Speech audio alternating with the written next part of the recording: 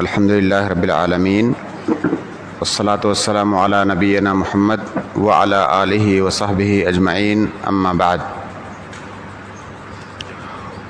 رب اشرح لی صدری ویسر لی امری واحلل عقدۃ من لسانی یفقہوا قولی۔ عزیز طلباء، شیخ الاسلام محمد بن عبد الوہاب رحمہ اللہ کی کتاب ہے شروط الصلاۃ۔ کتاب کا مکمل نام ہے شروط الصلاۃ و ارکانها و واجباتها۔ ماہ کے اندر کچھ اصولی باتیں ہوں گی، اگر ان اصولی باتوں کو ہم پہلے ہی سمجھ لیں گے تو انشاءاللہ کتاب کے مسائل کو سمجھنا زیادہ آسان ہوگا۔ تو نماز کے اندر جو کام ہمیں کرنے ہوتے ہیں یا تو وہ اقوال ہوتے ہیں یا افعال ہوتے ہیں۔ نماز انہی دونوں چیزوں پر مشتمل ہے، کچھ اقوال ہیں اور کچھ افعال ہیں۔ اور یہ جو اقوال اور افعال ہیں نماز کے اندر، ان کی 4 قسمیں ہیں۔ بنیادی طور سے 4 طرح کے اقوال اور افعال ہوتے ہیں۔ پہلی قسم ہے جس کو شرط کہتے ہیں، کچھ اقوال اور افعال شرط ہیں اور اس میں سے کچھ رکن ہیں اور کچھ واجب ہیں اور کچھ مستحب ہیں۔ نماز انہی 4 چیزوں پر مشتمل ہے، شرط، رکن، واجب اور مستحب۔ اور یہ جو چھوٹا سا رسالہ ہے، ان 4 میں سے 3 کے بارے میں اس میں گفتگو کی گئی ہے، شرط کے بارے میں، رکن کے بارے میں اور واجب کے بارے میں۔ سنت کے بارے میں اس رسالے کے اندر کوئی بحث نہیں ہے۔ اور جو 3 چیزیں ہیں، شرط، رکن اور واجب، ہماری نماز کی صحت یا اس کے بطلان کا تعلق انہی چیزوں سے ہے۔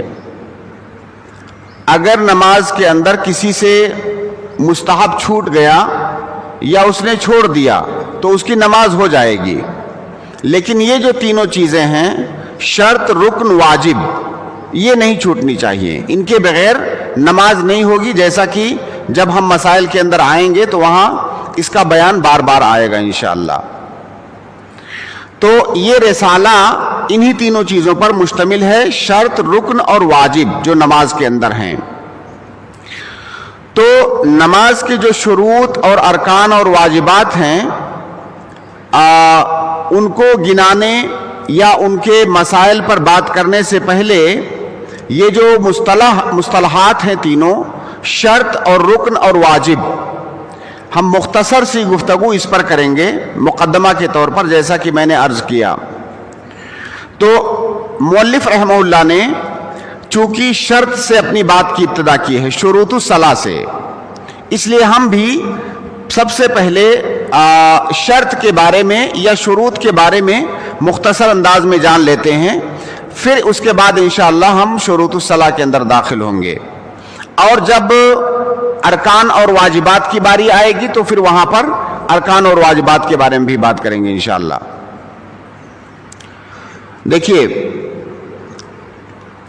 جو حکم شرعی ہوتا ہے، حکم شرعی فقہ کے اندر ظاہر ہے، حکم شرعی ہی سے بحث ہوتی ہے، فقہی مسائل میں حکم شرعی ہی سے بحث ہوتی ہے۔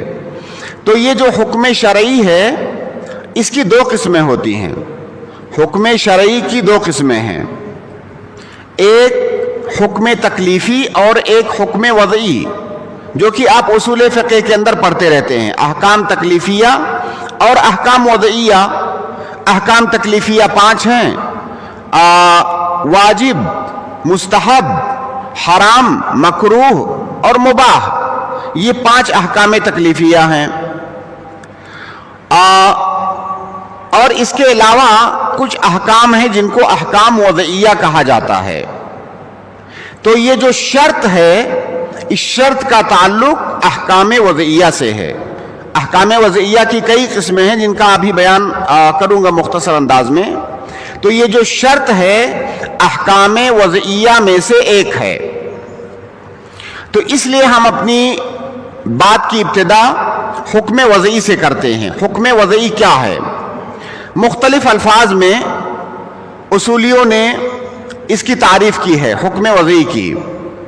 انہی تعریفات میں سے ایک تعریف ہے کہ خطاب اللہ تعالی المتعلق بافعال المکلفین بالوضع۔ دیکھیے شرعی حکم جو ہے وہ کیا ہے؟ اللہ رب العالمین کی جانب سے ایک خطاب آتا ہے، چاہے وہ قرآن کی شکل میں آئے یا اللہ کے نبی صلی اللہ علیہ وسلم کی احادیث کی شکل میں آئے، دونوں ہی اللہ رب العالمین کا خطاب ہے ہمارے لیے۔ خطاب اللہ تعالی المتعلق بافعال المکلفین یا باعمال المکلفین۔ اللہ کے خطاب کے اندر بہت طرح کی چیزیں ہوتی ہیں۔ اللہ تعالیٰ کے خطاب میں عقیدے کی باتیں ہوتی ہیں، اللہ تعالیٰ کے خطاب میں گزشتہ قوموں کے واقعات ہوتے ہیں، اللہ تعالیٰ کے اسی خطاب میں کچھ باتیں ایسی ہوتی ہیں جن کا تعلق ہمارے اعمال سے ہوتا ہے، ہمارے افعال سے، ہمیں کیا کرنا ہے کیا نہیں کرنا ہے۔ اب جیسے گزشتہ قوموں کے جو واقعات ہیں اس میں ہمارے کرنے کی کوئی چیز نہیں ہے، ہمیں بس عبرت پکڑنا ہے اس سے، لیکن کچھ باتیں ایسی ہوتی ہیں جن کا تعلق ہمارے اعمال سے ہے کہ بندو تمہیں یہ کرنا ہے یہ نہیں کرنا ہے، تو اسی کو تعبیر کیا گیا خطاب اللہ تعالی المتعلق بافعال المکلفین بالوضع۔ اور یہ جو خطاب ہوتا ہے اور جس کا تعلق مکلفین کے اعمال سے ہوتا ہے یہ وضعن ہوتا ہے۔ وضعن کا کیا مطلب ہے وہ ابھی میں بیان کرتا ہوں انشاءاللہ۔ ایک اور تعریف کی جاتی ہے کہ خطاب اللہ تعالی بجعل الشیء سببا او شرطا او مانعا او صحیحا او فاسدا۔ اللہ تعالیٰ کا ایسا خطاب جو کہ کسی چیز کو سبب بناتا ہے، کسی کو شرط بناتا ہے، کسی کو مانع، کسی کو صحیح اور کسی کو فاسد۔ یہ دراصل احکام وضعیہ کی اقسام ہیں جس کو اس تعریف کے اندر ذکر کر دیا گیا ہے۔ تو دراصل یہ جو احکام وضعیہ ہیں یہ علامات ہیں، یہ نشانیاں ہیں۔ احکام تکلیفیہ جو ہیں واجب حرام وغیرہ وغیرہ، ان احکام کے اندر ہم سے کسی چیز کا مطالبہ کیا جاتا ہے، فلاں کام آپ کو کرنا ہے، واجبی طور پر کرنا ہے، ضروری ہے، الزامی ہے، کوئی مفر نہیں ہے، اس کو واجب کہتے ہیں۔ فلاں کام سے آپ کو بچنا ہے، کسی بھی طرح سے آپ کو بچنا ہے اس سے، یہ حرام ہے۔ لیکن کون سی چیز کب واجب ہوگی، اس کا وجوب کب ثابت ہوگا، یا اس کی حرمت کب ثابت ہوگی، اس کا استحباب کب ثابت ہوگا، اس کی کراہت کب ثابت ہوگی، یا اس کی اباحت کب ثابت ہوگی، یہ ہمیں پتہ کیسے چلے گا؟ کچھ تو نشانی ہونی چاہیے، کچھ علامتیں ہونی چاہیے جن سے ہم کو پتہ چل جائے کہ ہاں یہ چیز اب ہمارے اوپر واجب ہو گئی، وجوب کا حکم ثابت ہو گیا یا حرمت کا حکم ثابت ہو گیا، اس کے لیے کچھ علامت ہونی چاہیے۔ اور انہی علامتوں کا ذکر جو ہے احکام وضعیہ کے اندر ہوتا ہے۔ تو گویا کہ جو احکام وضعیہ ہیں ان میں ہم سے کسی چیز کا مطالبہ نہیں کیا جاتا ہے کہ ایسا کرو، بلکہ وہ علامات ہیں جو اس بات پر دلالت کرتی ہیں کہ احکام تکلیفیہ اب آپ کے لیے ثابت ہو چکا ہے۔ اس کو آپ ایسے سمجھ سکتے ہیں کہ جو احکام تکلیفیہ ہیں ان میں سب سے پہلی بات ہمیں یہ جاننی ہوتی ہے کہ یہ فلاں چیز ہمارے حق میں یا مکلفین کے حق میں ثابت ہوئی کہ نہیں ثابت ہوئی۔ اس کے لیے کچھ اسباب ہیں، وہ اسباب پائے جائیں گے تو چیز ثابت ہو جائے گی ہمارے حق میں۔ کچھ شروط ہیں، وہ شرطیں پائی جائیں گی تو وہ چیز ہمارے لیے واجب ہو جائے گی یا حرام ہو جائے گی، مندوب ہو جائے گی، مکروہ ہو جائے گی۔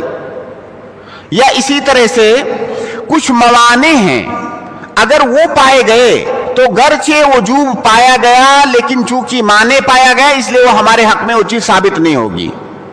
تو اس طرح سے شرط اور سبب اور معنی آ گیا جو کہ کسی حکم تکلیفی کے ثبوت یا عدم ثبوت کی علامت ہوتا ہے.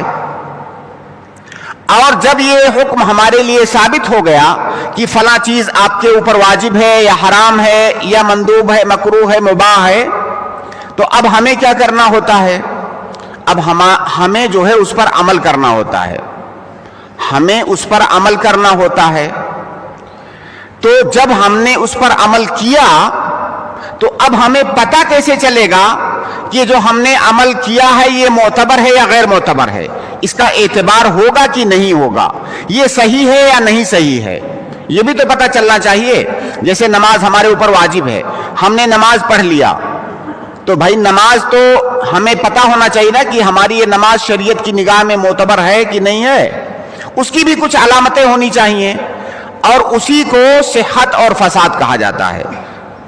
اگر جو ہے وہ علامت پائی گئی تو ہم کہیں گے نماز صحیح ہے، نہیں پائی گئی تو کہیں گے کہ نماز فاسد ہے، باطل ہے. اسی طرح سے کچھ حالات کے اندر وہ جو احکام تکلیفیہ ہیں وہ بالجزم ہمارے اوپر ہمارے لیے ثابت ہو جاتے ہیں اور ہمیں کرنا ہی ہوتا ہے. اس کو عزیمت کہا جاتا ہے. اور کبھی کبھی کچھ اسباب کی بنیاد پر ہمیں اس میں رخصت ملتی ہے کہ آپ کو فلاں فلاں جگہ پر رخصت ہے، اسی کو رخصت کہا جاتا ہے. تو اس طرح سے احکام وضعیہ کی کل 7 قسمیں بنی. حکم تکلیفی ثابت کب ہوگا، کب ثابت نہیں ہوگا، اس میں 3 قسمیں آ گئی: شرط، سبب اور معنی. ہم نے جب اس پر عمل کیا ہمارا عمل صحیح ہے کہ نہیں صحیح ہے، اس میں 2 قسمیں آ گئی: صحیح اور فاسد. یہ 5 ہو گئی. اور اس کو بالعزیمہ کرنا ہے یا اس کے اندر ہمارے لیے رخصت ہے، یہ 2 قسمیں ہو گئی. تو اس طرح سے احکام وضعیہ کی 7 قسمیں ہو گئیں. اور انہی 7 قسموں میں سے ایک ہے شرط، جس کا کہ ہمارے موضوع سے تعلق ہے. یہ تفصیلات یا یہ مسائل مختصر انداز میں اس لیے ذکر کر رہا ہوں تاکہ آپ کو اس موضوع سے جوڑ سکوں جس کے بارے میں ہم بات کرنے جا رہے ہیں. کہ یہ جو شرط ہم بار بار بات کرتے ہیں، شروط الصلاح، یہ شرط کا تعلق کہاں سے ہے، کہاں سے یہ چیز آئی ہے؟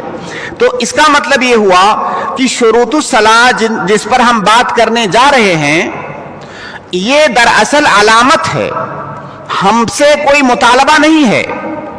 اگر اس کا تعلق احکام وضعیہ سے ہے تو یہ مطالبہ نہیں ہے بلکہ یہ علامت ہے کہ وہ نماز کا وجوب جو ہے ہمارے لیے ثابت ہو گیا کہ نہیں، ہم نے اگر اس کو کیا ہماری نماز صحیح ہے کہ نہیں. تو اس کا تعلق اس بات سے ہے. اب یہاں پر ایک مسئلہ اور بھی سمجھنا ضروری ہے جو کئی دفعہ کنفیوژن کا باعث بنتا ہے. وہ یہ کہ احکام تکلیفیہ اور احکام وضعیہ میں فرق کیا ہے بنیادی طور سے. ہم نے بتایا کہ حکم شرعی 2 ہے، ایک حکم تکلیفی اور ایک حکم وضعی. دونوں میں فرق کیا ہے؟ کئی ایک فروق جو ہے علماء نے ذکر کیے ہیں، چند ایک کا میں ذکر یہاں پر کر رہا ہوں جو زیادہ اہم ہے. ایک فرق یہ ہے دونوں میں کہ جو حکم تکلیفی ہے اس کے اندر یا اس کے ثابت ہونے کے لیے، اس کا اثر مرتب ہونے کے لیے مکلف کے پاس اس کا علم ہونا ضروری ہے. یعنی حکم تکلیفی اس وقت تک ثابت نہیں ہوگا یا اس کا اثر مرتب نہیں ہوگا جب تک مکلف کے پاس اس کا علم نہ ہو. لیکن جو حکم وضعی ہے، حکم وضعی کا علم ہونا ہمارے پاس ضروری نہیں ہے. ہمارے پاس علم ہو یا نہ ہو اس کا حکم ثابت ہو جائے گا حکم وضعی کا. اس کو آپ مثال سے سمجھیں. جیسے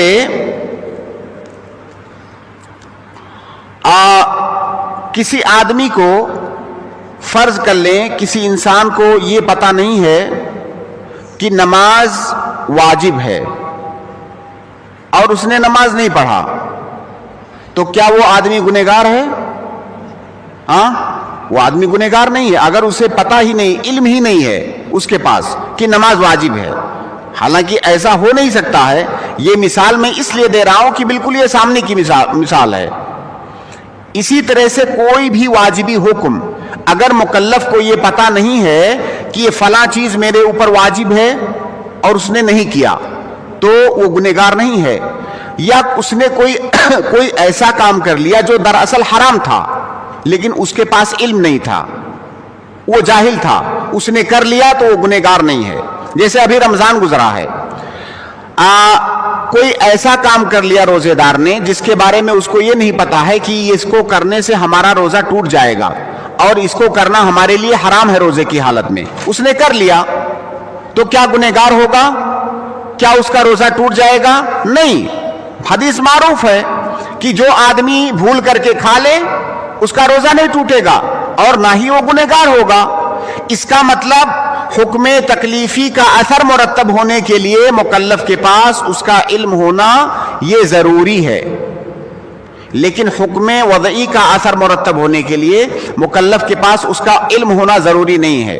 جیسے ایک مثال سے آپ سمجھیں اس کو، کوئی آدمی ہے جس نے کسی کا کوئی مال نقصان کر دیا، کسی کا کوئی نقصان کر دیا اور جان بوجھ کر کے نہیں کیا، غلطی سے ہو گیا،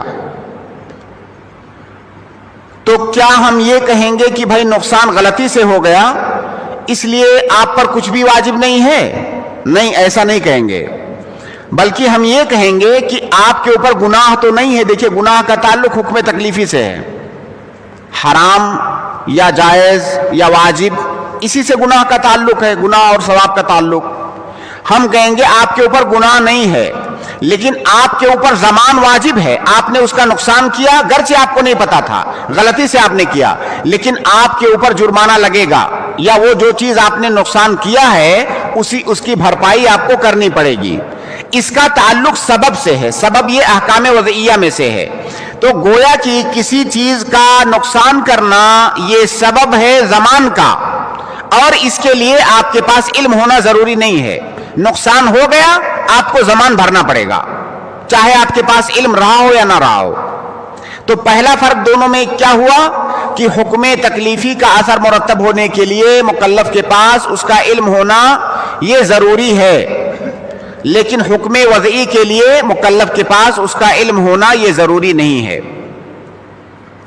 ایک اور مثال سے سمجھتے اس بات کو، کسی آدمی نے اپنی بیوی کو طلاق دیا، کسی آدمی نے اپنی بیوی کو طلاق دیا، اس کی بیوی کو اس کا علم نہیں ہوا، اکیلے میں بیٹھ کر کے اس نے کہا میں اپنی بیوی کو طلاق دیتا ہوں، یا کسی ایسی مجلس میں کہا جہاں اس کی بیوی نہیں ہے، اس نے کہا میں اپنی بیوی کو طلاق دیتا ہوں۔ اس کی بیوی کو اس بات کا کوئی علم نہیں ہے کہ میرے شوہر نے طلاق دے دیا ہے۔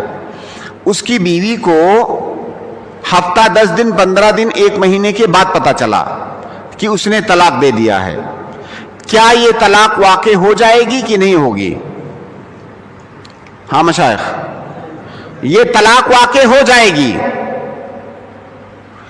اس شوہر کا یہ بول دینا کہ میں نے اپنی بیوی کو طلاق دیا، یہ سبب ہے اس عورت کے اپنے شوہر سے جدا ہو جانے کا، یہ سبب ہے، اور یہ سبب حکم وضعی ہے، اور اس کے لیے مکلف کے پاس اس کا علم ہونا ضروری نہیں ہے۔ اب اس عورت کے پاس اس کا علم ہونا ضروری نہیں ہے کہ شوہر نے طلاق دیا ہے، شوہر نے دیا، اس کے پاس چاہے علم ہو یا نہ ہو وہ طلاق واقع ہو جائے گی۔ اب آپ یہی سے سمجھیے کہ جب یہ مسئلہ ہم فقہ میں پڑھتے ہیں کہ کسی آدمی نے بیوی کو طلاق دیا، بیوی کو چاہے علم ہو یا نہ ہو طلاق واقع ہو جائے گی، اس کی وجہ کیا ہے؟ اس کی وجہ یہ مسئلہ ہے کیونکہ یہ شوہر کا یہ بول دینا کہ میں نے طلاق دیا، اس کا تعلق سبب سے ہے، یہ سبب ہے شوہر اور بیوی کے جدا ہو جانے کا، اور سبب پایا گیا، اب مکلف کو چاہے علم ہو یا نہ ہو طلاق واقع ہو جائے گی۔ اسی کو ایک اور مثال سے سمجھیے، اسی طلاق کے باب میں ہی، جیسے کسی شوہر نے اپنی بیوی کو تیسری طلاق دیا، پہلی اور دوسری دے چکا تھا، تیسری طلاق اس نے دیا اور اس کو یہ نہیں پتا تھا کہ تیسری بار اگر طلاق دوں گا تو ہمیشہ کے لیے الگ ہو جائے گی، طلاق بائن بینونہ کبریٰ واقع ہو جائے گی، اس کو یہ نہیں پتا تھا۔ اب اس نے طلاق دے دیا، تیسری طلاق۔ جب اس کو بتایا گیا کہ اب تو تم رجوع نہیں کر سکتے تو کہہ رہا میرے پاس تو علم نہیں تھا اس کا۔ تو کیا علم نہ ہونا یہ عذر بنے گا یہاں پر؟ نہیں، تمہیں یہ تو پتا تھا نا کہ طلاق دینے سے بیوی الگ ہو جاتی ہے، تمہیں یہ صرف نہیں پتا تھا کہ یہ سبب ہے طلاق بائن کا۔ تو اس سبب کا ہونا تمہارے پاس، سبب کا علم ہونا شرط نہیں ہے اس کا جو ہے اثر مرتب ہونے کے لیے۔ تمہاری بیوی پر طلاق بائن بینونہ کبریٰ واقع ہو جائے گی گرچہ تمہارے پاس علم نہیں تھا، تمہیں اتنا تو پتا تھا نا کہ طلاق ہو جائے گی۔ تو یہ جو ہے حکم وضعی کا علم ہونا یہ مکلف کے پاس یہ ضروری نہیں ہے اس کا اثر مرتب ہونے کے لیے۔ دوسرا ایک فرق ہے حکم تکلیفی اور حکم وضعی میں کہ حکم تکلیفی میں مکلف کے پاس اس کو کرنے کی قدرت ہونا ضروری ہے۔ حکم تکلیفی میں کسی بات کا مکلف بنایا جاتا ہے، یہ کرو یہ نہ کرو، یہ تمہارے لیے واجب ہے، تمہارے اوپر حرام ہے یا تمہارے لیے جائز ہے، تو اس میں کسی بات کا مکلف بنایا جاتا ہے، انسان کو کسی بات کا مکلف بنایا جاتا ہے۔ جس کام کا اسے مکلف بنایا جاتا ہے اس کام کے کرنے کی طاقت اور قدرت مکلف کے پاس ہونا ضروری ہے، تبھی وہ اس کا مکلف ہوگا۔ یہ حکم تکلیفی میں ہے۔ لیکن حکم وضعی کے اندر مکلف کے پاس قدرت اور طاقت کا ہونا یہ ضروری نہیں ہے۔ اللہ تعالیٰ قرآن میں کہتا ہے کہ لا یکلف اللہ نفسا الا وسعہا۔ کیا مطلب؟ جب آپ کے پاس طاقت ہوگی تبھی آپ کسی چیز کے مکلف بنائے جائیں گے، لیکن حکم وضعی کے اندر انسان کے پاس قدرت اور طاقت کا ہونا یہ ضروری نہیں ہے۔ کبھی اس کے پاس قدرت اور طاقت ہوگی اور کبھی نہیں ہوگی، یعنی ہو بھی سکتی ہے اور نہیں بھی ہو سکتی ہے۔ مثال سے سمجھیں، جیسے مثال کے طور پر نماز واجب ہونے کے لیے وقت کا داخل ہونا یہ ضروری ہے۔ جب وقت داخل ہو جائے گا تبھی تو نماز واجب ہوگی، ہمارے اوپر تبھی نماز واجب ہوگی۔ لیکن کیا وقت کا داخل کرنا ہماری قدرت میں ہے؟ تو دخول وقت الصلاۃ یہ شرط ہے نماز کے واجب ہونے کے لیے، جو کہ ہمارے قدرت کے اندر نہیں ہے۔ تو یہ حکم وضعی ہے جو کہ ہمارے قدرت میں نہیں ہے، لیکن کبھی کبھی حکم وضعی ہمارے قدرت میں ہوتا ہے۔ جیسے مثال کے طور پر وضو کرنا یہ شرط ہے نماز کی صحت کے لیے۔ وضو ہماری قدرت میں ہے کہ نہیں ہے؟ وضو ہماری قدرت کے اندر ہے، ہم وضو کر سکتے ہیں۔ تو حکم وضعی کبھی مکلف کی قدرت میں ہوتا ہے، اس کی طاقت میں، کبھی نہیں ہوتا ہے۔ لیکن حکم تکلیفی کا اس کی قدرت میں ہونا ضروری ہے، تبھی وہ مکلف ہوگا، ورنہ وہ مکلف نہیں ہوگا۔ جیسے مثال کے طور پر، جیسے نماز ہمارے اوپر واجب ہے، نماز ہمارے اوپر واجب ہے اور نماز کے اندر بہت سارے جو افعال ہیں، ہمیں قیام کرنا ہے، ہمیں رکوع کرنا ہے، ہمیں سجدہ کرنا ہے۔ اب قیام ہمارے اوپر واجب کب ہوگا؟ جب ہمارے پاس قدرت ہو۔ رکوع ہمارے اوپر اس وقت واجب ہوگا جب ہمارے پاس قدرت ہو، اگر قدرت نہ ہو تو چیز ساقط ہو جائے گی۔ اسی طرح تمام احکام تکلیفیہ کا تعلق ہے۔ تو گویا دوسرا فرق کیا ہوا حکم تکلیفی اور وضعی میں، کہ حکم تکلیفی کے کرنے کی قدرت ہونا مکلف کے پاس ضروری ہے، جبکہ حکم وضعی کا ضروری نہیں ہے، ہو بھی سکتا ہے اور نہیں بھی ہو سکتا ہے۔ فرق یہ بھی ہے کہ حکم تکلیفی کے اندر امر اور نہیں ہوتا ہے، کرو یا نہ کرو یہی ہوتا ہے۔ اب وہ امر اگر بالجزم ہو تو واجب ہے، بالجزم نہ ہو تو مستحب ہے، نہیں اگر بالجزم ہو تو حرام ہے، بالجزم نہ ہو تو مکروہ ہے۔ تو حکم تکلیفی کے اندر امر اور نہیں ہوتا ہے، جبکہ حکم وضعی کے اندر امر اور نہیں ہوتا ہے، بلکہ اخبار ہوتا ہے۔ اس کے اندر خبر دی جاتی ہے کہ یہ کام ہوا یا نہیں ہوا، یہ کام صحیح ہے کہ نہیں صحیح ہے، ثابت ہوا یا نہیں ہوا، تو اس کے اندر اخبار جو ہے ہوتا ہے، اس کے اندر امر اور نہیں ہوتا ہے حکم وضعی کے اندر۔ اب اس کے بعد جو ہے یہ جو تفصیلات ہم نے ذکر کی، اس کی روشنی میں یہ پتہ چلا کہ ابھی ہم جس بارے میں بات کرنے جا رہے ہیں شروط الصلاۃ، اس کا تعلق حکم وضعی سے ہے، لہٰذا اب شرط کے بارے میں بھی مختصر انداز میں کچھ ضروری باتیں جان لیتے ہیں، کیونکہ جب ہم مسائل کے اندر داخل ہوں گے تو یہ جو بنیادی اور اصولی باتیں ہیں ان سے مسائل کو سمجھنے میں ہمارے لیے انشاءاللہ بہت آسانی ہوگی۔ شرط کی دیکھیے، سب سے پہلے ہم شرط کی تعریف سمجھتے ہیں۔ جیسے ہم نے بتایا کہ احکام وضعیہ جو ہیں یہ علامات ہیں، تو یہ جو شرط ہے اس کا لغوی معنی بھی علامت ہی ہوتا ہے۔ جب ہم شرط بولتے ہیں تو اس کا لغوی معنی ہوتا ہے علامت۔ جیسے پولیس کو شرطی بولا جاتا ہے عربی زبان میں۔ شرطی کیوں بولا جاتا ہے؟ کیونکہ اس کے پاس کچھ ایسی چیزیں ہوتی ہیں جو علامت ہوتی ہیں اس کے پولیس ہونے پر۔ اس کا ڈریس ہوتا ہے، اس کے پاس جو ہے اور آئی کارڈ اور کیا کیا جو علامتیں اس کے ڈریس پر لگی ہوتی ہیں، تو اس کو اسی لیے شرطی کہا جاتا ہے عربی زبان میں، شرطی سے تعبیر کرتے ہیں۔ اسی طرح آپ نے پڑھا ہوگا کہ اشراط الساعہ، اشراط الساعہ کا مطلب کیا ہے؟ قیامت کی نشانیاں، قیامت کی علامتیں۔ تو شرط کا مطلب ہوتا ہے لغت میں علامت۔ اصطلاح میں اس کی کیا تعریف ہے؟ اصولیوں نے اس کی کچھ تعریف کی ہے، فقہا نے اس کی کچھ تعریف کی ہے، دونوں کے درمیان کوئی ایسا تضاد نہیں ہے، الگ الگ اعتبار سے دونوں نے الگ الگ تعریف کی ہے۔ اصولیوں کے ہاں شرط کی تعریف کیا ہے؟ اصولی لوگ شرط کی تعریف اس طرح سے کرتے ہیں کہ ما یلزم من عدمہ العدم ولا یلزم من وجودہ وجود ولا عدم لذاتہ۔ اس کا معنی کیا ہے؟ دیکھیے، ما یلزم من عدمہ العدم، یعنی اگر شرط نہیں پائی گئی تو جس چیز کی وہ شرط ہے وہ چیز بھی نہیں پائی جائے گی۔ جب تک شرط نہیں پائی جائے گی تب تک وہ چیز بھی نہیں پائی جائے گی جس کی وہ شرط ہے، یعنی مشروط بھی نہیں پایا جائے گا۔ جب شرط پائی جائے گی تو مشروط پایا جائے گا۔ ما یلزم من عدمہ العدم، شرط نہیں پائی جائے گی تو مشروط بھی نہیں پایا جائے گا۔ جیسے وضو شرط ہے نماز کے صحیح ہونے کے لیے، اب اگر وضو نہیں پایا گیا تو نماز کی صحت بھی نہیں پائی جائے گی، گویا نماز صحیح نہیں ہے۔ تو یہ معنی ہے ما یلزم من عدمہ العدم ولا یلزم من وجودہ وجود ولا یلزم من وجودہ وجود، اور یہ ضروری نہیں ہے کہ شرط پائی جائے تو مشروط پایا ہی جائے۔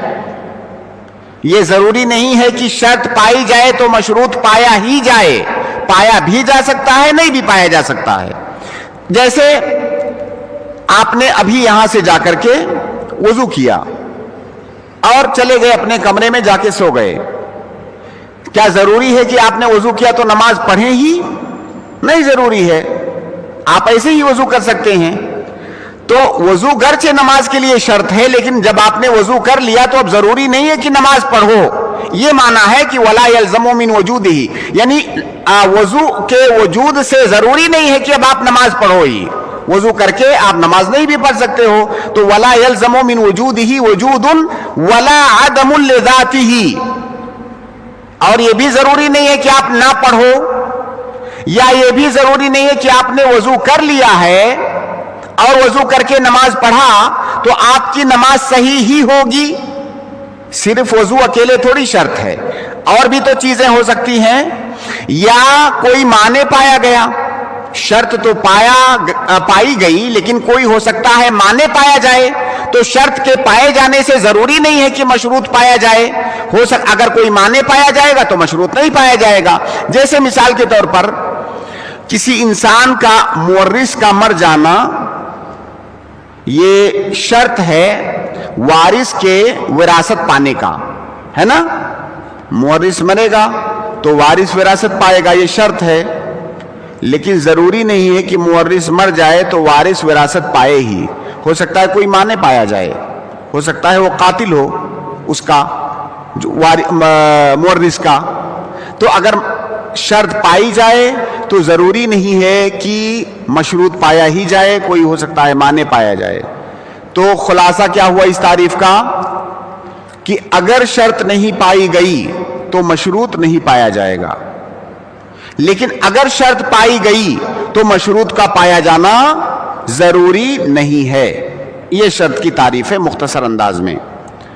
یہ جو ہے اصولیوں کی تعریف ہے، فقہا نے اس کی کچھ اور تعریف کی ہے۔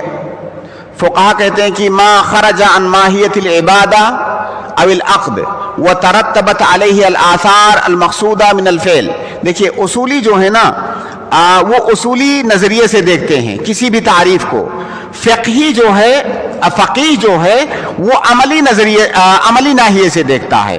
اسی لیے کہتے ہیں وہ ترتبت علیہ الآثار المقصودہ من الفعل، وہ جو کام کیا گیا ہے اس کے آثار مرتب ہوں گے کہ نہیں، فقیہ اس حیثیت سے دیکھتا ہے، اصولی نظریاتی طور سے دیکھتا ہے، اور فقیہ جو ہے تطبیقی طور سے اس کو دیکھتا ہے۔ تو دونوں تعریف میں یہ بنیادی طور سے فرق ہے۔ تو شرط کی تعریف سمجھ میں آئی؟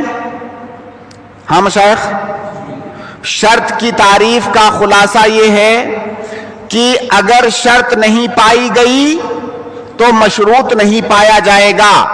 جس چیز کی وہ شرط ہے اگر شرط غائب ہے تو مشروط غائب۔ اور اس کی بہت ساری مثالیں ہیں، جیسے میں نے ایک تو وضو سے مثال دیا، آپ لوگ کتاب النکاح میں پڑھتے ہوں گے کہ ولی یہ نکاح کے صحیح ہونے کے لیے شرط ہے نا۔ اس کا کیا مطلب ہوا کہ اگر کوئی نکاح بغیر ولی کے ہوا ہے تو نکاح صحیح نہیں ہے، جیسا کہ اللہ کے نبی صلی اللہ علیہ وسلم کی حدیث ہے۔ تو یہ جو اصطلاحات ہیں نا، یہ اصطلاحات نصوص سے ہی نکالے گئے ہیں۔ اللہ کے نبی صلی اللہ علیہ وسلم نے کیا کہا؟ لا نکاح الا بولی، بغیر ولی کے نکاح صحیح نہیں ہے۔ تو اب ولی کو ہم نے اسی لیے شرط مانا، اب شرط اگر نہیں پائی گئی تو مشروط یعنی نکاح صحیح نہیں ہوگا۔ بہت ساری اس کی مثالیں ہو سکتی ہیں۔ اگر اس تعریف کو، اس کی تفصیل کو صحیح سے آپ سمجھیں گے تو جتنی بھی مثالیں فقہ کے اندر آپ پڑھتے ہیں سب پر آپ اس کی تطبیق کر سکتے ہیں۔ یہاں پر ایک ضروری نقطہ اور سمجھ لیتے ہیں، وہ یہ کہ دیکھیے شرط کی تعریف سے واضح ہوا کہ شرط کا پایا جانا ضروری ہے، لیکن اسی طرح سے رکن کا بھی تو پایا جانا ضروری ہوتا ہے۔ اگر کوئی چیز کسی عبادت کا رکن ہے تو اس کا بھی پایا جانا ضروری ہوتا ہے، بغیر رکن کے بھی تو وہ عبادت نہیں ہوتی ہے۔ یا کوئی معاملہ ہے مان لیجئے اگر، تو معاملہ صحیح نہیں ہوتا ہے بغیر رکن کے پائے ہوئے۔ اسی طرح واجب ہے، واجب کا پایا جانا بھی تو ضروری ہوتا ہے، تبھی تو عبادت صحیح ہوگی۔ تو پھر یہ شرط میں، رکن میں اور واجب میں فرق کیوں ہے؟ ہم الگ الگ تعبیر کیوں کرتے ہیں؟ تینوں چیزوں کا تو پایا جانا ضروری ہوتا ہے، شرط بھی ضروری ہے، واجب بھی ضروری ہے، رکن بھی ضروری ہے، تو اس کو الگ الگ بیان کرنے کی کیا ضرورت ہے؟ الگ الگ ضرورت اس لیے ہے کہ ان تینوں کے درمیان کچھ فروق ہیں۔ ٹھیک ہے، تینوں کے اندر سملر چیز یا مشترک چیز تو یہ ہے کہ تینوں کا پایا جانا ضروری ہے، لیکن ان تینوں کے درمیان کچھ فروق اور ڈفرینسز بھی ہیں۔ شرط جو ہے یہ کسی چیز کی ماہیت کا حصہ نہیں ہوتی ہے، جو مشروط ہے اس کی ماہیت کا حصہ نہیں ہوتی، یعنی اندر کی چیز نہیں ہوتی ہے، یہ باہر کی چیز ہوتی ہے۔ جبکہ رکن جو ہے اس چیز یا اس عبادت کی ماہیت کا حصہ ہوتی ہے۔ اس کو مثال سے آپ سمجھیں، جیسے وضو ہی کی مثال ہم لوگ لے لیتے ہیں، حالانکہ شرطیں تو اور بھی ہیں جو آگے آئیں گی۔ وضو کیا نماز کے اندر بناتے ہیں ہم؟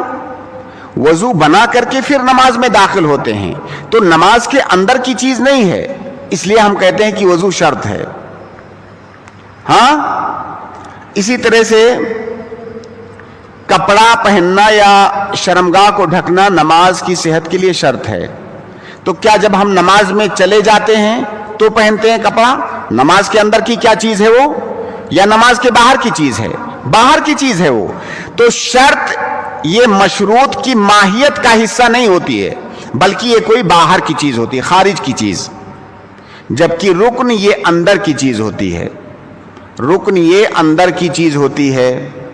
جیسے قیام کرنا نماز کے اندر یہ رکن ہے, یہ کوئی باہر کی چیز تھوڑی ہے. تو ہم نماز کے اندر جو ہے قیام کرتے ہیں. رکوع کرنا یہ رکن ہے, نماز کے اندر ہم رکوع کرتے ہیں. اسی طرح سے تمام ارکان جن کا ذکر بعد میں آئے گا تو وہاں سمجھ میں آئے گی بات کہ ارکان یہ اس کی ماہیت کا حصہ ہے, شرط یہ کوئی باہر کی چیز ہے. اسی لیے آپ دیکھیں گے کہ اس بات کو لے کر فقہا کے درمیان اختلاف ہے کہ کیا نیت یہ شرط ہے نماز کے لیے یا نیت یہ رکن ہے نماز کے لیے. اب حنابلہ کہتے ہیں کہ نیت یہ شرط ہے, شافعیہ کہتے ہیں نیت یہ نماز کے لیے رکن ہے. کیوں دونوں کے یہاں اختلاف ہے؟ یہ حنابلہ کہتے ہیں کہ دیکھیے نیت جب ہم نماز میں داخل ہونے لگتے ہیں تب ہم نیت کرتے ہیں. نماز میں داخل ہونے کے بعد اندر نماز کی نیت نہیں کرتے ہیں, نماز کے باہر ہی نیت کر کے تبھی تو داخل ہوتے ہیں. تو یہ باہر کی چیز ہے اس لیے شرط ہے. اور شافعیہ کہتے ہیں کہ وہ نیت کا پایا جانا آخر تک ضروری ہے, وہ نماز کے اندر بھی اس کا پایا جانا ضروری ہے, اس لیے یہ رکن ہے. تو بہرحال جو نتیجہ ہے دونوں کے درمیان نتیجے میں کوئی اختلاف نہیں ہے. تو یہ اختلاف گویا کہ ایک طرح سے لفظی اختلاف ہے, نتیجہ دونوں کا ایک ہے. لیکن یہ فقط یہ سمجھنے کے لیے کہ شرط یہ باہر کی چیز خارج کی چیز ہوتی ہے اور رکن یہ اندر کی چیز ہوتی ہے. واجب کیا ہے؟ واجب کا کرنا بھی ضروری ہے جیسے شرط اور رکن کا. لیکن رکن میں اور واجب میں یا شرط میں بنیادی فرق یہ ہے کہ اگر کوئی انسان نماز کے اندر کوئی رکن چھوڑ دے, ہم چونکہ نماز کا مسئلہ چل رہا ہے اس لیے بار بار نماز کا ذکر کر رہے ہیں, ورنہ رکن تو دوسری عبادتوں کے اندر بھی ہوتا ہے. اگر کوئی انسان رکن چھوڑ دے تو وہ عبادت نہیں ہوگی. اس رکن کو چاہے جان بوجھ کر کے چھوڑا ہو یا غلطی سے چھوٹ گیا ہو. نماز میں آپ کا کوئی رکن چھوٹ گیا, آپ کی وہ نماز نہیں ہوگی, چاہے غلطی سے ہی چھوٹا ہو. لیکن واجب جو ہے, واجب اگر جان بوجھ کے آپ نے چھوڑا تو آپ کی نماز نہیں ہوگی. لیکن اگر واجب غلطی سے چھوٹ گیا تو آپ کی نماز ہو جائے گی, لیکن آپ کو سجدے سہو کرنا ہوگا, یعنی سجدے سہو سے اس کا انجبار ہو جائے گا. تو یہ فرق ہوا رکن اور واجب میں, جبکہ کرنے میں دونوں برابر ہیں کہ وہ بھی کرنا ضروری ہے وہ بھی کرنا ضروری ہے. لیکن اگر رکن چھوٹ گیا تو نماز نہیں ہوگی سرے سے, چاہے غلطی سے چھوٹا ہو یا جان بوجھ کر. رکن چھوٹا غلطی سے تو نماز ہو جائے, واجب چھوٹا غلطی سے نماز ہو جائے گی, سجدے سہو کرنا ہوگا. لیکن جان بوجھ کر کے چھوٹا تو نماز نہیں ہوگی. شرط کا کیا مسئلہ ہے؟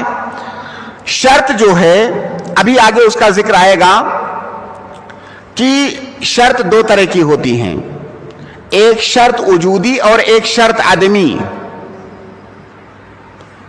شرط وجودی اگر نماز کے اندر چھوٹی تو چاہے جان بوجھ کر کے چھوٹے یا غلطی سے چھوٹے نماز نہیں ہوگی. اور شرط عدمی اگر نماز کے اندر چھوٹ جائے جان بوجھ کر کے تو آپ کی نماز نہیں ہوگی, لیکن اگر غلطی سے چھوٹ جائے تو آپ کی نماز ہو جائے گی. ابھی اس کا بیان انشاءاللہ مثال کے ساتھ آگے کرتا ہوں مختصر انداز میں. تو یہ پہلا فرق ہوا شرط رکن اور واجب میں. شرط اور رکن کے درمیان ایک اور فرق ہے.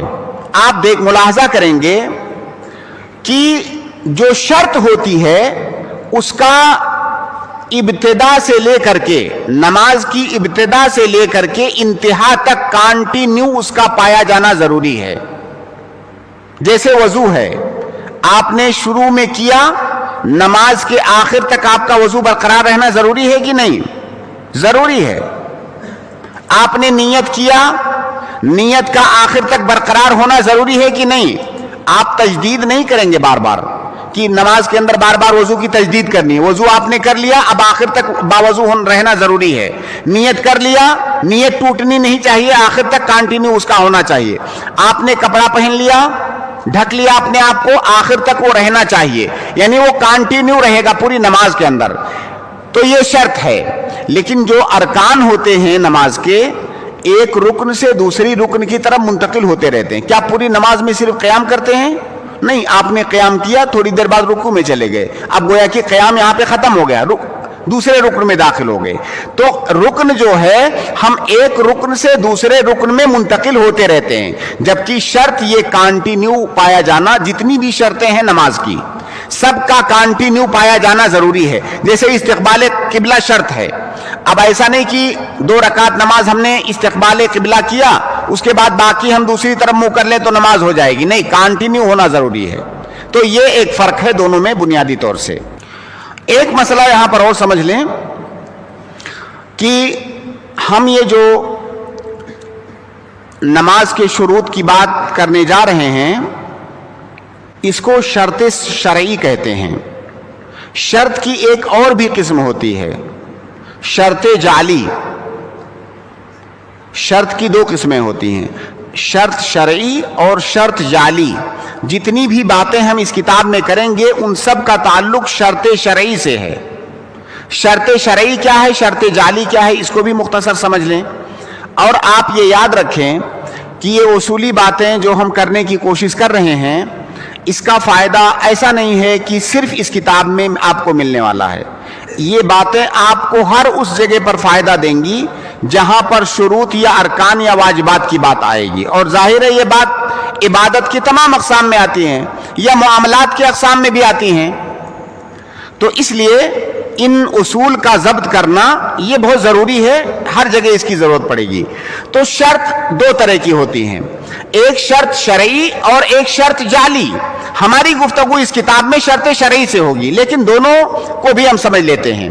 शर्त शरई क्या है? शर्त शरई जो है ऐसी शर्त है जो शरीयत की जानिब से आई है, शरीयत ने, शारे ने उसको शर्त बनाया है।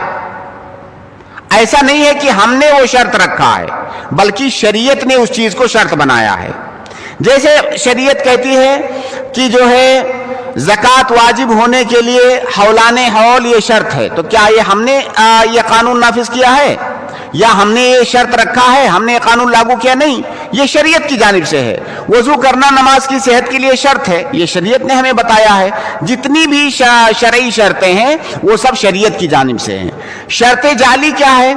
शर्त जाली वो शर्त है जो हम लोग, जो मुकल्लफीन, जो बंदे जो शर्तें रखते हैं उनको शर्त जाली कहते हैं। जाला मतलब क्या होता है? बनाना। वो शर्तें हमने बनाई हैं। इसीलिए शर्त शरई और शर्त जाली के दरमियान जब आप फुरूक देखेंगे तो उनमें से एक फर्क ये है कि शर्त शरई अल्लाह रब्बुल आलमीन या शारे की जानिब से होती है और शर्त जाली ये मखलूकीन की जानिब से, बंदों की जानिब से होती है। एक फर्क ये है। दूसरा फर्क ये है कि शर्त शरई ये इबादात के अंदर भी होती है और मुआमलात के अंदर भी होती है, शर्त शरई, जबकि शर्त जाली ये सिर्फ मुआमलात के अंदर होती है। क्योंकि मुआमलात हमारे दरमियान होते हैं तो वहीं पर हमें इख्तियार होता है कि हम कोई चीज शर्त रखें। तो शर्त शरई इबादात मुआमलात दोनों के अंदर होती है और शर्त जाली ये इबादत सिर्फ मुआमलात के अंदर होती है। इसी तरह से एक और फर्क है कि कोई भी इबादत या कोई भी मुआमला शर्त शरई से खाली नहीं हो सकता है। कोई भी आप इबादत करेंगे उसके सही होने के लिए कुछ शर्तें हैं, उसके वाजिब होने के लिए कुछ शर्तें हैं। इसी तरह से कोई भी मुआमला आप करें, बै और शेरा का या कोई भी आपसी मुआमला करें, उसके सही होने के लिए कुछ शर्तें होती हैं। आप हर बात में ये चीज पढ़ते हैं कि बै के लिए इतनी शर्तें हैं, वकाला के लिए ये शर्तें हैं, फला निकाह के लिए ये शर्तें हैं। तो शर्त शरई से कोई भी इबादत या कोई भी मामला खाली नहीं होता है। जबकि जो शर्त जाली है जो कि सिर्फ मामलात के अंदर होती है, जरूरी नहीं है कि हर मामले के अंदर शर्त जाली हो। हमने बैओ शेरा किया आपस में, हम चाहें तो कोई शर्त रखें, चाहें तो कोई शर्त ना रखें, जरूरी नहीं है कि उसमें शर्त जाली मौजूद हो। तो एक फर्क यह है। एक और फर्क है दोनों में कि शर्त शरई के बगैर कोई भी इबादत या कोई भी मामला सही नहीं हो सकता है, लेकिन शर्त जाली के बगैर मामला सही हो सकता है। तो ये 3-4 फुरूक है बुनियादी तौर पर। اور شرط جعلی سے ہمارا اس کتاب کے اندر کوئی تعلق نہیں ہے. یہ بیان فقط اس لیے کہ آپ یہ سمجھ سکیں کہ جن شرطوں کے بارے میں ہم بات کرنے جا رہے ہیں وہ شروط شرعیہ ہیں، وہ شرعی شرط ہیں، وہ جعلی شرط نہیں ہیں، وہ شارع کی جانب سے ہیں. ایک اور بات من باب الفائدہ آپ سمجھ لیں کہ شرط جعلی کے بارے میں ہم نے یہ عرض کیا کہ شرط جعلی یہ معاملے کے اندر ہوتا ہے، ہمارے آپسی معاملات میں، اور یہ ہماری جانب سے ہوتا ہے. شریعت نے وہ شرط نہیں لگائی ہے، یہ ہماری جانب سے شرط ہوتی ہے. ایک دو مثال لے لیتے ہیں تب سمجھ میں آئے گا اور واضح طور سے. جیسے میں نے کوئی چیز آپ سے خریدا اور خریدنے کے ساتھ، خریدنا یہ معاملہ ہے نا، خریدنا معاملہ ہے نا. میں نے خریدنے کے ساتھ یہ شرط لگائی آپ پر کہ میں آپ سے چیز خرید رہا ہوں اتنے میں، لیکن یہ سامان آپ میرے گھر تک پہنچا دیجئے، یہ شرط ہے میری. تو یہ شرط شریعت نے لگایا ہے کہ ڈیلیوری جو ہے بیچنے والے کو کرنا ہے؟ نہیں، شریعت نے نہیں لگایا. اگر یہ شرط ہم نہیں بھی لگاتے تو بھائی صحیح ہوتا کہ نہیں، لیکن یہ شرط ہم نے لگایا اور آپ نے مان لیا، تو یہ شرط جعلی ہے. اور آپ جب کتاب البیوع یا معاملات کے ابواب پڑھتے ہیں تو اس میں یہ شرطیں آنے لگتی ہیں، کئی سارے مسائل میں شرط جعلی کا ذکر آتا ہے. تو یہاں پر ایک بات سمجھ لینا ضروری ہے کہ معاملات کے اندر جو شروط ہم لگاتے ہیں آپس میں، وہ شرطیں کہاں تک لگانا صحیح ہے. کوئی شرط ہم نے لگایا چاہے بیع میں، نکاح میں یا اور دیگر معاملات کے اندر، تو کیا کب اس شرط کو لگانا صحیح ہوگا، کب صحیح نہیں ہوگا، اس کو مختصر انداز میں ایک دو لائن میں آپ ایسے سمجھ لیں. اور اگر اس کو آپ یاد رکھیں گے انشاءاللہ تو جتنی بھی شرطیں آتی ہیں جہاں آپ کو کنفیوژن ہوتا ہے کہ یہ شرط صحیح ہے کہ نہیں، وہ کنفیوژن نہیں ہوگا انشاءاللہ. دیکھیے، شرط جعلی اس وقت صحیح ہے جب وہ مقتضی العقد کے خلاف نہ ہو. عقد کے اندر ہی ہوتا ہے نا شرط جعلی، عقد کے اندر، معاملہ کے اندر ہوتا ہے شرط جعلی. جب وہ مقتضی العقد کے خلاف نہ ہو اور مقتضی الشریعہ کے خلاف نہ ہو. مقتضی مطلب اس کا تقاضا، اس کے اہداف، جو عقد ہم کر رہے ہیں اس کے کچھ مقاصد ہیں، کچھ اہداف ہیں، اس کے خلاف وہ شرط نہ ہو، تب وہ شرط صحیح ہوتی ہے. جیسے ابھی ہم نے بیع کی مثال دیا تھا. جب ہم کوئی چیز خریدتے بیچتے ہیں تو مقصد کیا ہوتا ہے؟ جیسے میں یہ موبائل بیچوں آپ سے، تو آپ کیوں خریدیں گے اس کو؟ موبائل خریدیں گے استعمال کرنے کے لیے اس کو، یا موبائل آپ اس لیے خریدیں گے کہ کہیں اور جا کر کے بیچ کے نفع کمائیں، اسی لیے تو خریدیں گے. اب میں آپ سے موبائل بیچوں اور کہوں کہ میں آپ سے یہ موبائل بیچ رہا ہوں لیکن میری ایک شرط ہے، اس کو لے جا کر کے استعمال نہیں کرنا ہے آپ کو، تو جو عقد کا تقاضا ہے میں اسی کی مخالفت کر رہا ہوں اپنی شرط میں، تو یہ شرط صحیح نہیں ہے. جو ہے کوئی شادی کرے لڑکی کے، میں آپ سے شادی کر رہی ہوں لیکن اس شرط پر کہ ہمارے درمیان فزیکل ریلیشن قائم نہیں ہوگا، ہے نا، تو کیا یہ شرط صحیح ہے؟ نہیں، یہ شرط صحیح نہیں ہے، کیونکہ اس کا جو تقاضا ہے اسی کے خلاف ہے وہ شرط. تو مقتضی العقد کے خلاف نہیں ہونی چاہیے وہ شرط. تو یہ پہلی شرط جو شرط جعلی کے صحیح ہونے کے لیے ضروری ہے. دوسری شرط کہ مقتضی شریعہ، شریعت کے جو تقاضے ہیں اس کے خلاف نہیں جانی چاہیے وہ شرط. اور شریعت کے خلاف وہ شرط تین صورتوں میں جا سکتی ہے. پہلی صورت یہ کہ اس شرط کے ذریعہ سے آپ کسی حلال چیز کو حرام بنا لیں. میں آپ کو قرض دے رہا ہوں اس شرط پر کہ جب آپ لوٹاؤ گے تو 100 روپیہ زیادہ لوٹاؤ گے. اب اس شرط کے ذریعہ سے ہم ایک حرام چیز جو کہ سود ہے، اس حرام چیز کو حلال بنا رہے ہیں. تو اگر اس شرط کے ذریعہ سے حرام چیز کو حلال بنایا جائے تو وہ شرط جائز نہیں ہے. یا کسی حلال چیز کو حرام بنایا جائے، حلال چیز کو حرام بنایا جائے تب بھی وہ شرط جائز نہیں ہے. یہ دو صورتیں ہو گئی. یا وہ شرط کسی نص کے خلاف ہو. تو مقتضی شریعہ کے خلاف ہونے کی تین صورتیں بن سکتی ہیں. ایک یہ کہ جو ہے تحلیل ما حرمہ الشارع یا تحریم ما احلہ الشارع، اور تیسرا یہ کہ ان یکون مخالفا للنص. تو یہ تینوں چیزوں میں سے اگر کوئی ایک چیز پائی گئی تو کہا جائے گا کہ یہ مقتضی شریعہ کے خلاف ہے. اور اسی طرح مقتضی العقد کے بھی خلاف نہ ہو تو شرط جعلی یہ صحیح ہے. ابھی آپ میں سے کئی لوگ کتاب النکاح پڑھ رہے ہوں گے، کئی لوگ کتاب النکاح پڑھ چکے ہوں گے. یہ مثال شاید ہو سکتا ہے میں درس میں بھی دیا ہوں. جیسے شادی ہو رہی ہے، کوئی عورت نے شرط رکھا کہ کہا کہ میں شادی کے لیے تو راضی ہوں لیکن میری ایک شرط ہے. کیا شرط ہے؟ کہ آپ دوسری شادی نہیں کرو گے، یہ میری شرط ہے. اب یہ شرط اللہ تعالیٰ نے تو نہیں رکھا ہے، ہم لوگ رکھ رہے ہیں آپس میں، ہے نا؟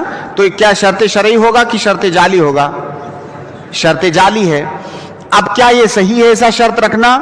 اگر ہم کہیں گے صحیح ہے، اس کا مطلب پھر بعد میں اس کے مطابق عمل بھی کرنا ہوگا، اس کو پوری بھی کرنا ہوگا، ہے نا؟ اگر شوہر نے مان لیا کہ ہاں ٹھیک ہے مجھے شرط منظور ہے تو بعد میں اس کو عمل بھی کرنا ہوگا اس پر.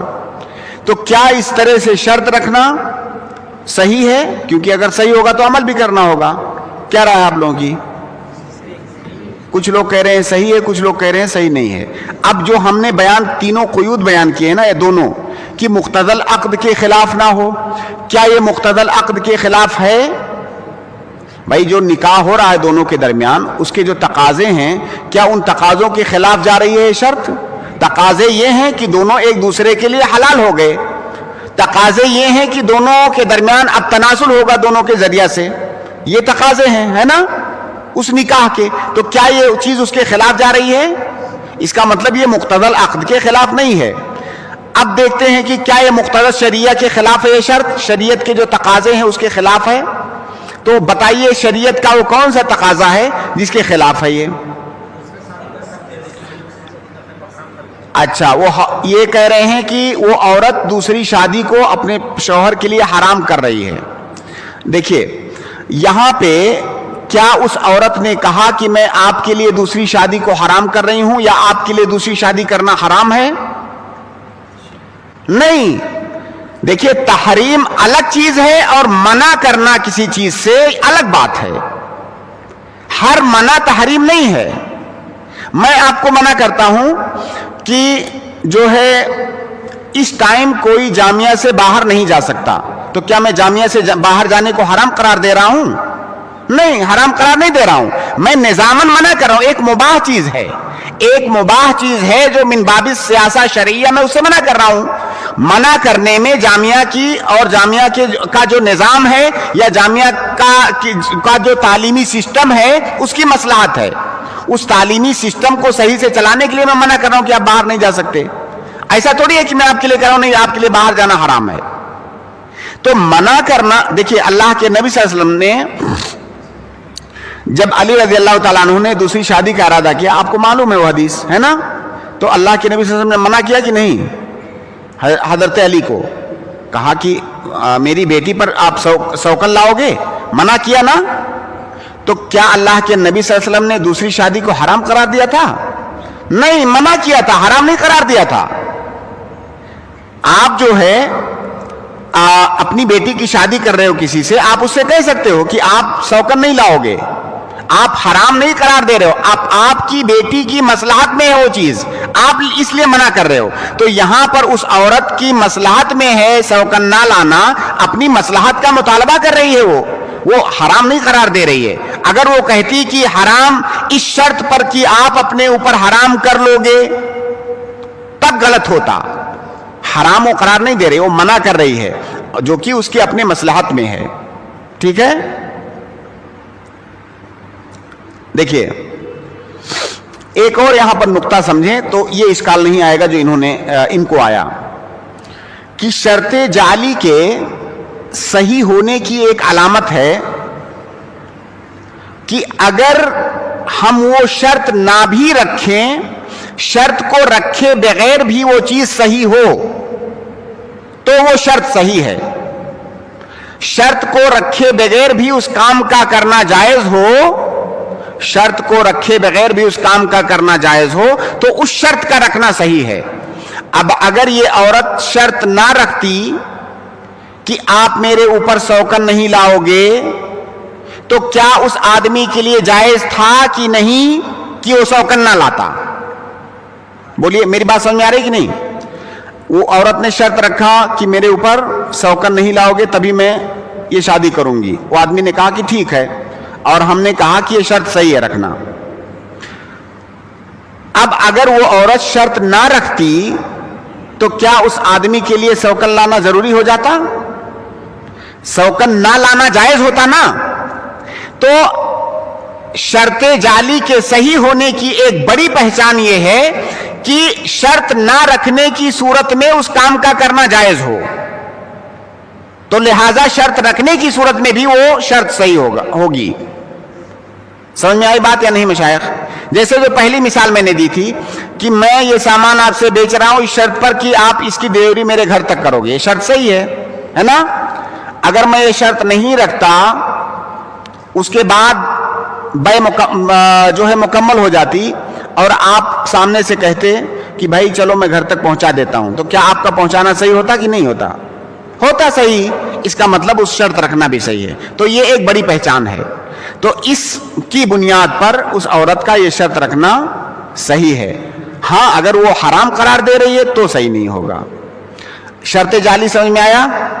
جبکہ ہم اس کتاب میں شرط جعلی پر بحث نہیں کرنے والے ہیں, ہماری بحث کا موضوع ہے شرط شرعی.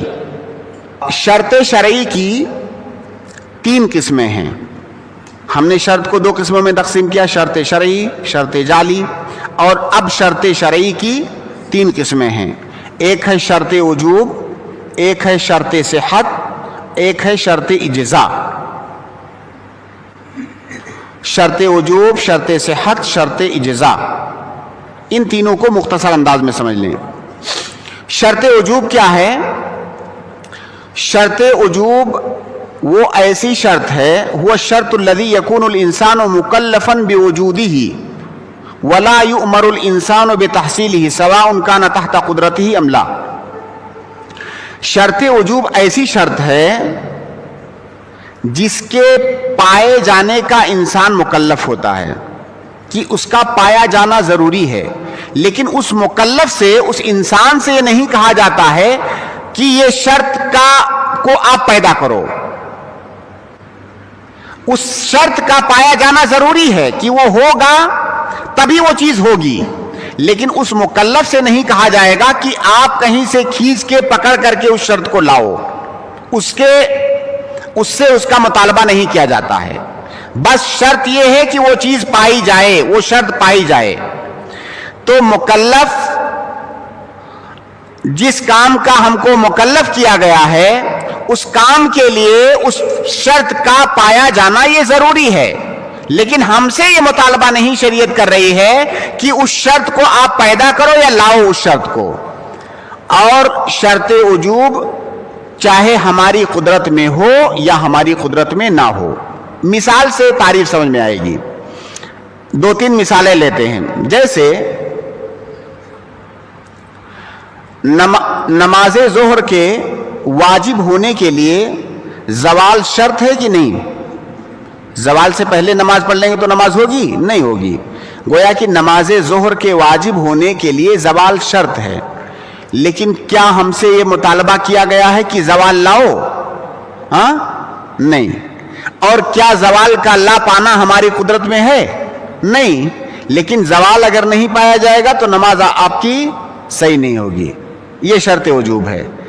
جیسے رمضان کے مہینے کا داخل ہونا, یہ روزہ واجب ہونے کے لیے شرط ہے نا, لیکن کیا ہم سے مطالبہ کیا جاتا ہے کہ کسی طرح سے لاؤ رمضان, یا رمضان کو لا پانا ہماری قدرت میں ہے؟ نہیں.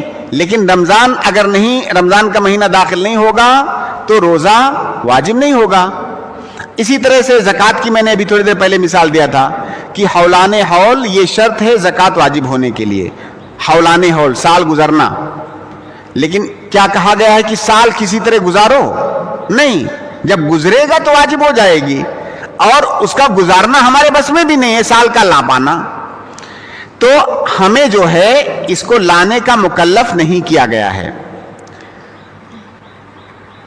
اور اس پر کبھی ہماری قدرت ہوتی ہے کبھی نہیں، قدرت نہیں ہوتی ہے، اس کی 2-3 مثالیں میں نے دیا، کبھی کبھی ہماری قدرت ہوتی بھی ہے اس پر، جیسے مثال کے طور پر عورت کا حیض اور نفاس سے پاک ہونا یہ نماز کے وجوب کے لیے شرط ہے عورت کے اوپر، ہے نا؟ حیض و نفاس سے پاک ہونا نماز واجب ہونے کے لیے شرط ہے کہ نہیں؟ عورت کے اوپر شرط ہے۔ وہ عورت کیا اس کے بس میں ہے پاک ہونا یا نہیں؟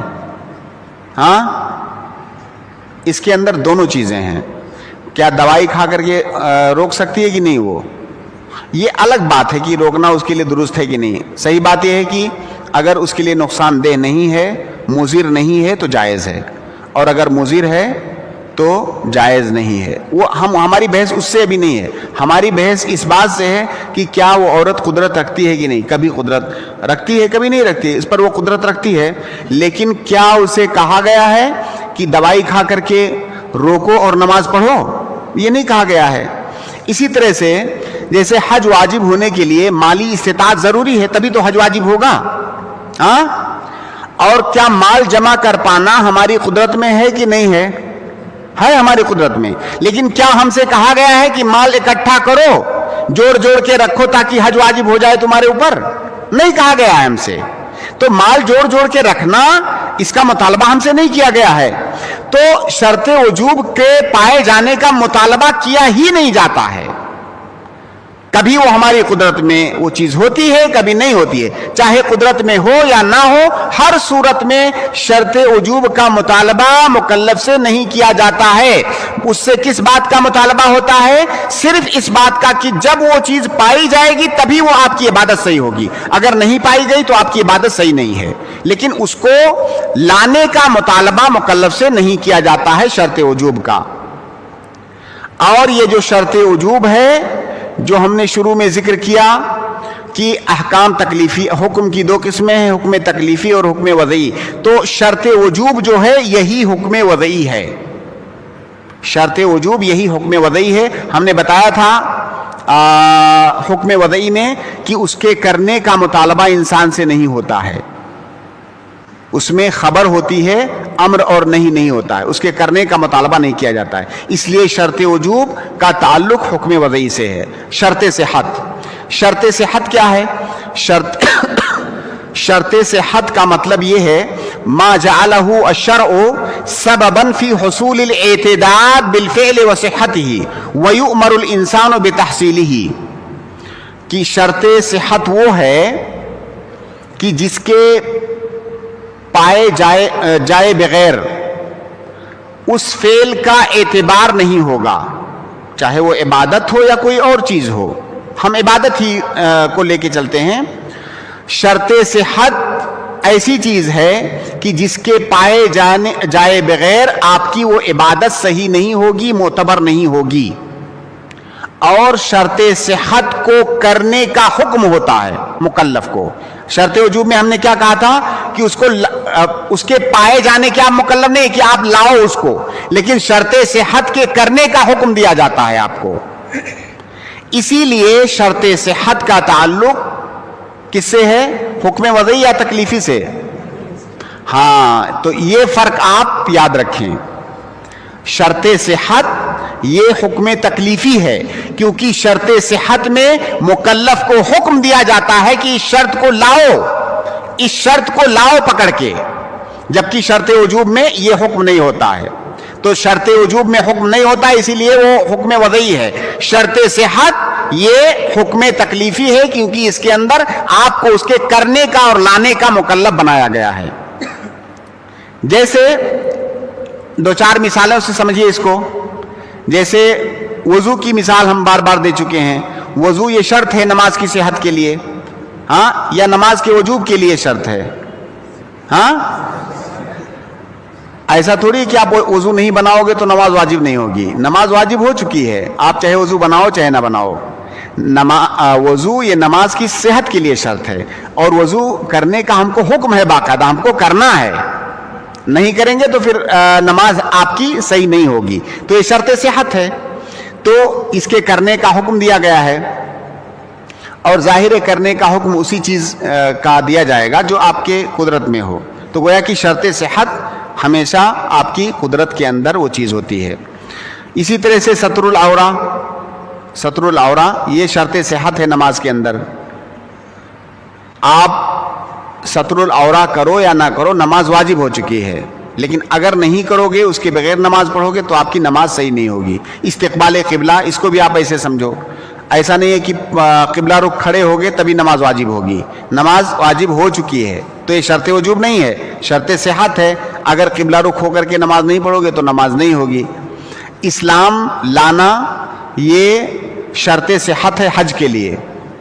اگر بغیر اسلام لائے ہوئے آپ نے حج کر لیا تو آپ کا حج صحیح نہیں ہے. لیکن کیا یہ شرط وجوب ہے کہ نہیں؟ یہ شرط وجوب بھی ہے. اس کا ذکر آگے انشاءاللہ آئے گا. کچھ شرطیں ایسی ہوتی ہیں، یہی ابھی شروط الصلاح جو جس کی شرح ہم کرنے والے ہیں انشاءاللہ اگلے ہفتے سے، اس کے اندر بھی کچھ شرطیں آپ کو ایسی ملیں گی جو شرط وجوب بھی ہیں، شرط صحت بھی ہیں. کچھ شرطیں ایسی ملیں گی جو صرف شرط صحت ہیں. اسی لیے دونوں کو سمجھنا ضروری ہے، اور ہر شرط پر جب ہم پہنچیں گے شرح میں تو وہاں ہم بتائیں گے کہ کیا یہ شرط وجوب ہے، یا شرط وجوب اور شرط صحت دونوں ہے، یا یہ شرط صحت ہے. اس کی نشاندہی انشاءاللہ وہاں پر ہم کرتے رہیں گے. خلاصہ یہ ہوا کہ شرط وجوب کا تعلق کس سے ہے؟ شرط وجوب کا تعلق حکم تکلیفی سے کون کہہ رہا ہے؟ حکم وضعی سے ہے، کیونکہ شرط وجوب کا مطالبہ ہم سے نہیں کیا جاتا، اس کی ایجاد کا مطالبہ نہیں کیا جاتا ہے. اور شرط صحت کا تعلق حکم تکلیفی سے ہے، کیونکہ اس کے کرنے کا ہم کو حکم دیا جاتا ہے. تو یہ دونوں میں فرق ہو گیا. شرط اجزا کیا ہے؟ شرط اجزا مختصر انداز میں اس کو ایسے سمجھیں کہ ہوا ما سقط به الواجب ولا يطالب المکلف بالاعادہ. شرط اجزا اگر پائی جا رہی ہے آپ کی عبادت میں، آپ نے عبادت کیا، شرط اجزا پائی گئی، تو اب اس عبادت کا جو وجوب تھا آپ کے اوپر وہ ساقط ہو گیا. اب دوبارہ آپ سے نہیں کہا جائے گا کہ چلو پھر کرو. نماز آپ نے پڑھ لیا تمام شرطوں کے ساتھ، نماز آپ کی صحیح ہو گئی، اب نماز کا جو وجوب تھا وہ ساقط ہو گیا. اب دوبارہ نہیں کہا جائے گا کہ چلو فجر کی نماز پھر سے پڑھو. اور اگر شرط اجزا نہ پائی جائے تو پھر آپ سے دوبارہ مطالبہ کیا جائے گا. جیسے مثال سے ایک سمجھیں، کوئی چھوٹا بچہ ہے، اگر وہ حج کرے، اس کے والدین اس کو حج پہ لے جائیں، تو کیا اس کا حج صحیح ہے کہ نہیں؟ اس کا حج صحیح ہے. لیکن کیا یہ حج کافی ہے حجۃ الاسلام کے لیے؟ جب وہ بڑا ہوگا تو دوبارہ اس سے کہا، اگر وہ مستطیع رہے گا تو دوبارہ اس سے کہا جائے گا کہ آپ پھر سے حج کرو. وہ حج آپ کے لیے کافی نہیں تھا. تو گویا کہ بلوغ یہ شرط اجزا ہے. اس طرح جہاں پر بھی آپ شرط اجزا پڑھیں تو آپ یہ سمجھ جائیں کہ ہو سکتا ہے آپ کی عبادت صحیح تو ہو لیکن وہ مجزی نہ ہو، تو اس کو کہا جاتا ہے شرط اجزا. اب ایک آخری بات سمجھ کر کے ہم انشاءاللہ اپنی بات یہاں پر ختم کرتے ہیں. اور یہ تمام چیزیں جن کا ذکر ابھی کیا جا رہا ہے، ان میں سے بیشتر کا ذکر انشاءاللہ جب ہم شرح شروع کریں گے کتاب میں تو جگہ جگہ آئے گی، تو وہاں پر ہم کو بار بار تفصیل نہیں کرنا پڑے گا. دیکھیے، شرط وجوب، شرط صحت اور شرط اجزا ہم نے جان لیا، ٹھیک ہے. اب شرط صحت جو ہے، شرط صحت کی دو قسمیں ہیں، جس کی طرف ابھی تھوڑی دیر پہلے بھی میں نے اشارہ کیا تھا. شرط صحت کی دو قسمیں ہیں. ایک ہے شرط ایجابی یا وجودی بھی اس کو کہا جاتا ہے، شرط وجودی، اور ایک ہے شرط عدمی. شرط وجودی کا مطلب کیا ہوتا ہے؟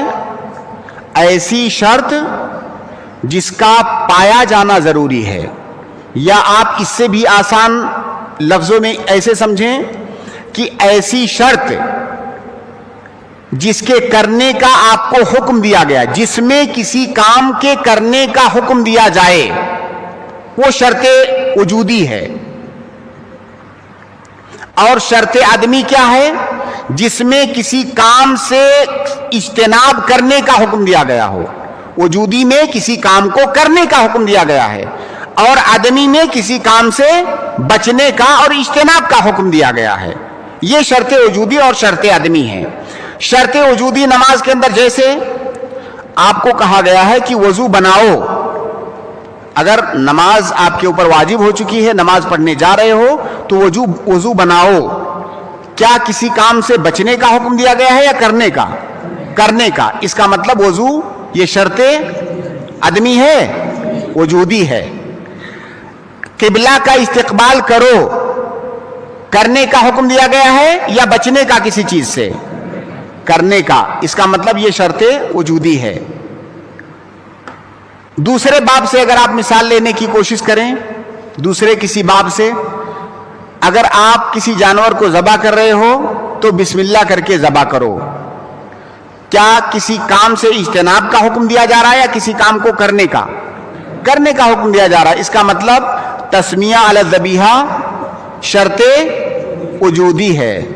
शर्त आदमी वो शर्त है जिसमें किसी काम से इज्तिनाब का हुक्म आपको दिया गया है। जैसे जब नमाज पढ़ने जा रहे हो तो आपके कपड़े पर, बदन पर और उस जगह पर जहां आप नमाज पढ़ रहे हो कोई नजासत नहीं पाई जानी चाहिए। वो नजासत से बचो। हाँ, यहां करने का हुक्म दिया गया है या बचने का? नजासत से बचने का हुक्म दिया गया है। इसलिए शर्त कैसी हुई? शर्त वजूदी आदमी। ये शर्त आदमी हुई, यानी अत्तहारतु मिनन नजस ये शर्त आदमी है और अत्तहारतु मिनल हदस ये शर्त वजूदी है। ये फ़िक़्ह में आप पढ़े होंगे, पहला बाब है अत्तहारा। तो अत्तहारा मिनल हदस ये शर्त वजूदी है, अत्तहारा मिनन नजस ये शर्त आदमी है। और बहुत सारी इसकी मिसालें हो सकती हैं। दोनों में फर्क क्या है? दोनों के हुक्म में क्या फर्क है? ठीक है, हमने दोनों की तस्वीर या दोनों की शक्ल में, दोनों की तारीफ में तो फर्क समझ लिया, लेकिन तत्बीक में जब हम उसको अहकाम पर अप्लाई करेंगे तो वहां पर फर्क क्या होगा? बहुत जरूरी और बुनियादी फर्क है, जिससे कई सारे लोग कई सारे मसलों में गलती कर बैठते हैं। देखिए, शर्त वजूदी जो है या शर्त ईजाबी जिसको हम कह रहे हैं, शर्त वजूदी को अगर हमने छोड़ दिया या हमसे छूट गया, चाहे हम जानबूझ करके छोड़ें या गलती से छूट जाए शर्त वजूदी, तो हमारी वो इबादत सही नहीं होगी। और शर्त आदमी का क्या मसला है कि जानबूझ करके छोड़े तब तो इबादत नहीं होगी, लेकिन अगर गलती से, जहालत से, भूल करके हमसे वो शर्त छूट गई तो हमारी इबादत हो जाएगी। बड़ा फर्क हुआ ना दोनों? ये बड़ा फर्क हुआ ना दोनों के दरमियान? बहुत बड़ा फर्क है कि शर्त वजूदी में माफ नहीं है किसी भी तरह, हर सूरत में होना ही चाहिए। गलती से छूट गया तो इबादत नहीं होगी, फिर दोहराना पड़ेगा। शर्त आदमी अगर गलती से छूट जाए तो दोहराना नहीं है, इबादत हो गई। तो जैसे आपने नमाज पढ़ा, गलती से आप वजू नहीं बनाए, भूल गए, नमाज जब खत्म कर लिए तो याद आया कि अरे मैं तो वजू ही नहीं बनाया, तो क्या आपकी नमाज हो गई? नहीं हुई। जाइए वजू बनाइए, फिर से नमाज पढ़िए। लेकिन आपने नमाज पढ़ा, नमाज पढ़ने के बाद आपने देखा यार कपड़े में तो नजासत लगी हुई है, जब नमाज से फारिग हुए, अब क्या आपकी नमाज हो गई कि नहीं? हो गई नमाज आपकी। आपको, क्योंकि आपने जानबूझ करके नहीं, हाँ, अगर नमाज पढ़ने से पहले देख लिया होता आपने कि नजासत लगी हुई है, फिर भी आप पढ़ लेते तो वो नहीं होती आपकी नमाज, लेकिन आपको पता नहीं था इसलिए आपकी नमाज हो गई। और इसकी सबसे बड़ी दलील अल्लाह के नबी सल्लल्लाहु अलैहि वसल्लम की वो हदीस है जिसमें वाक़या है कि जूते में नजासत लगी हुई थी, अल्लाह के नबी सल्लल्लाहु अलैहि वसल्लम नमाज पढ़ रहे थे, आपको पता नहीं था, अचानक जूता निकाल दिए नमाज में, सहाबे कराम ने भी निकाल दिया। आखिर में आपने सहाबे कराम से जब पूछा कि आप लोगों ने क्यों जूता निकाल दिया, तो सहाबा ने बताया कि हमने आपको देखा इसलिए हमने भी निकाल दिया।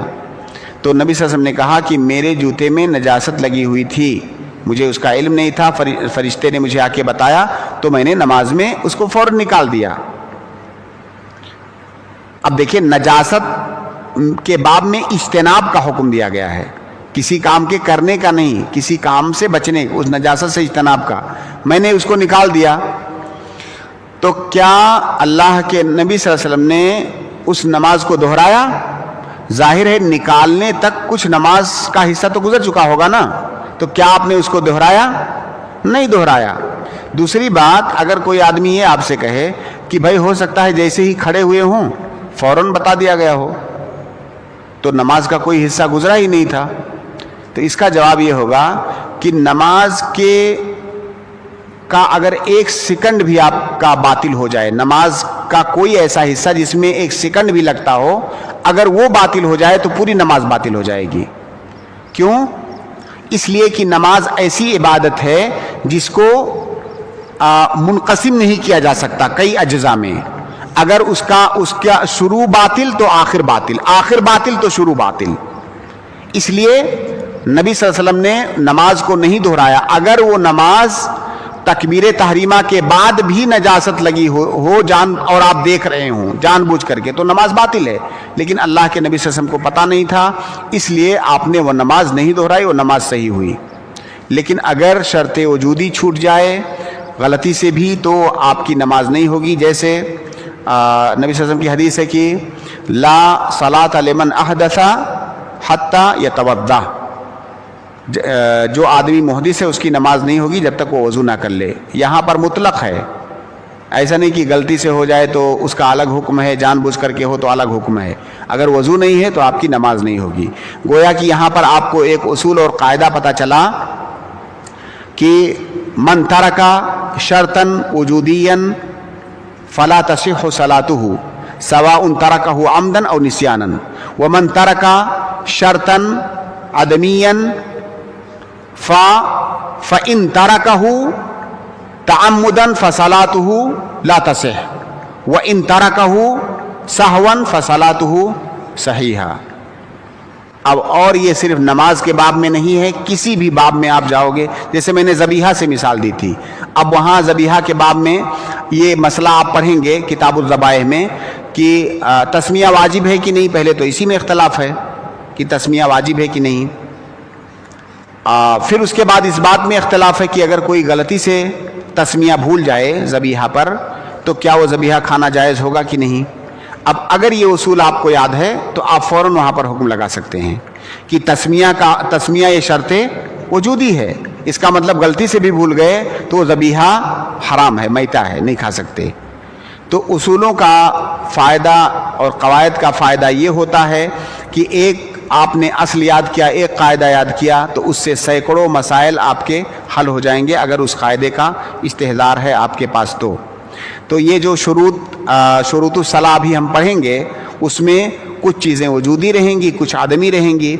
اسی طرح سے کچھ شروط ایسے ہیں جو شرط وجوب اور صحہ دونوں ہیں، کچھ ایسے ہیں جو صرف شرط صحہ ہیں۔ تو یہ جو تفصیلات ابھی ہم نے ذکر کی، اگر ان کا استحضار ہمیں رہے گا تو مسائل کو سمجھنے میں انشاءاللہ آسانی ہوگی۔